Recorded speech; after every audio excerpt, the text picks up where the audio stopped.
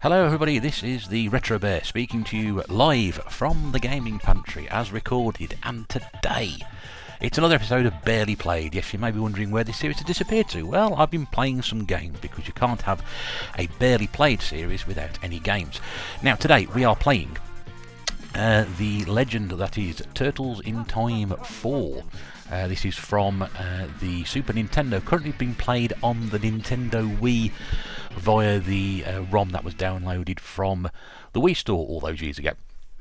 And why have I picked this game? Well, I don't usually play fighting games or sort of arcade games, so this is something a bit different than the fact that all the other games so far seem to be in driving games.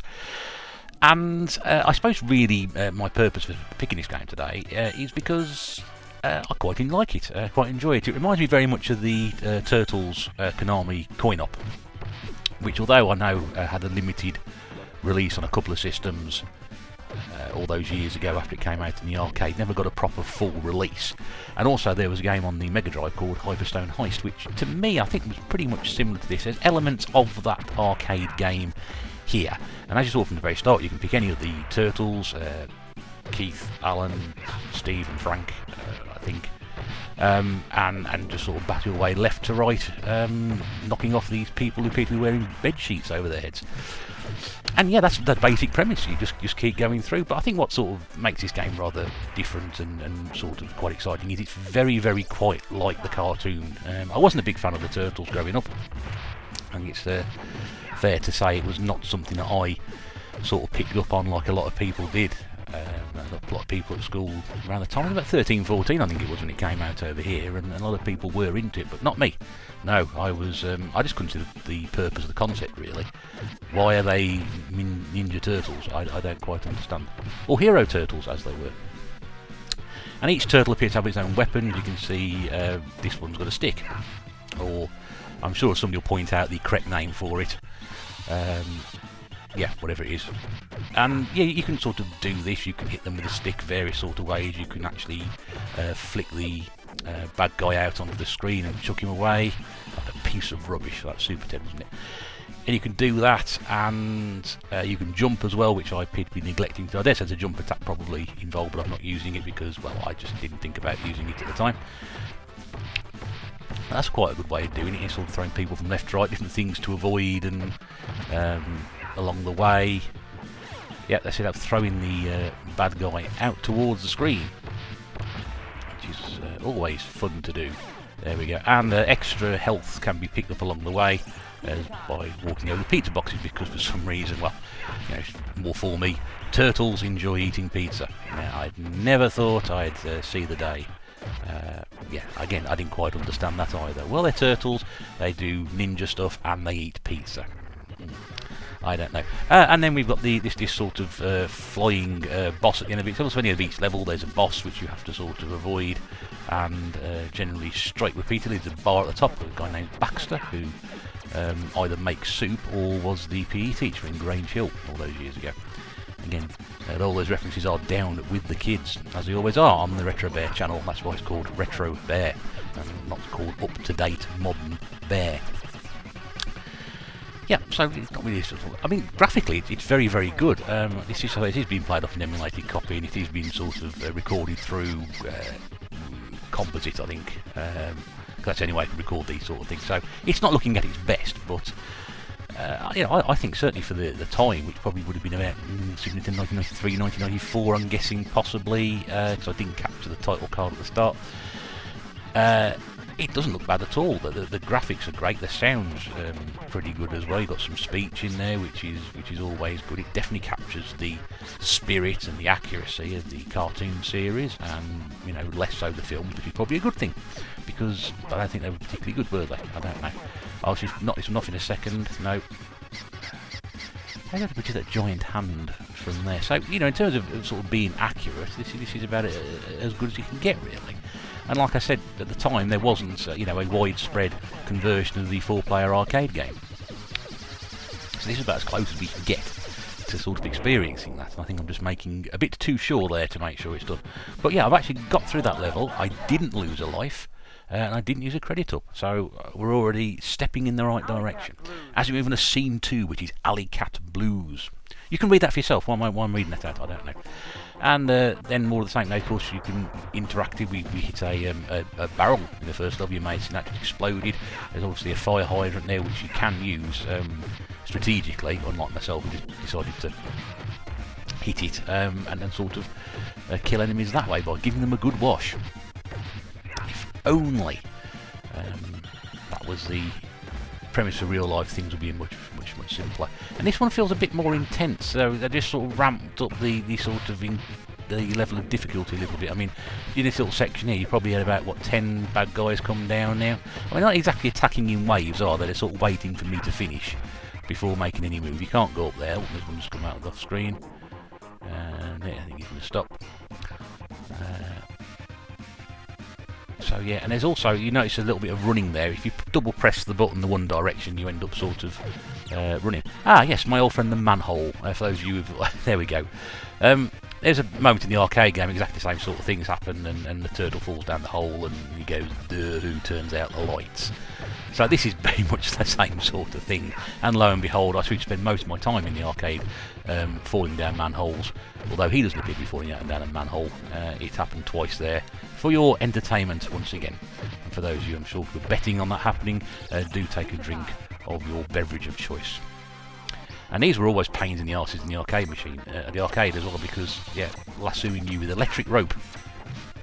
Yeah, they were really annoying. They're a little easier on this one, but they were incredibly tricky to sort of get through on the arcade game. Really, really annoying. But it's quite therapeutic. I mean, yeah, they're not exactly. You know, some you do play at some side-to-side beat-em-ups where you find that the enemies just tend to sort of gather around you as quickly as possible. Golden Axe certainly is one I can think of where it gets all of a sudden you'll have a number of people charging at you or gathering around you, and you're sort of having to sort of switch left right very, very quickly to try and distribute your attacks better. I almost sound like I know what I'm talking about. Ow, stop lassoing me with your electric ropes. And you can see there, so I've lost my first life there. So you get 2 lives, and then there are some continues. So, having said, I haven't done that badly. I've got past halfway through the second level. I've only lost my first life. Score of 165, and we're waiting for the next thing to happen. Oh, there now. That I'm guessing is going to be a bomb.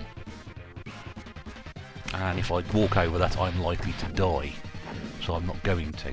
Having said that, many people at home will sit there thinking, no, you walk over that and it sets up a giant explosion, killing everybody. I don't think it is somehow, but I'm not going to walk over it. Just destroyed the fire hydrant again. There's another pizza box over there, so I'll just replenish the old energy. There we go. Oh, another manhole. Take care of business. And that should be the... No, we've got some more people coming in again. Take care of these grunts.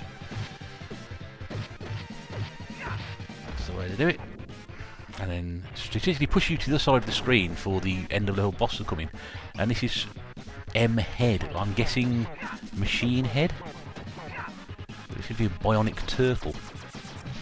Now this is a point here where I should start using the jump button, but I don't.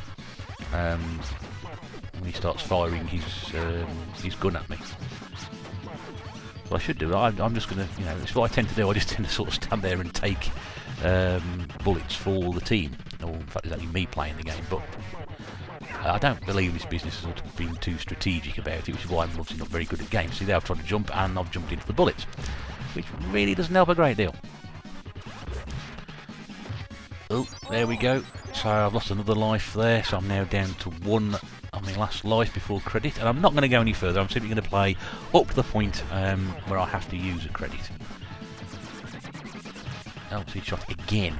I haven't learnt any lesson, but he's smoking, so I am guessing we are not far from the end. There we go. Learnt my lesson from the first level, not to keep hitting them after they've died, and he explodes and blows up. Yeah, I love this game. It's really, really good. And I would thoroughly recommend, if you've never played this game before, to give it a go, because it's very entertaining.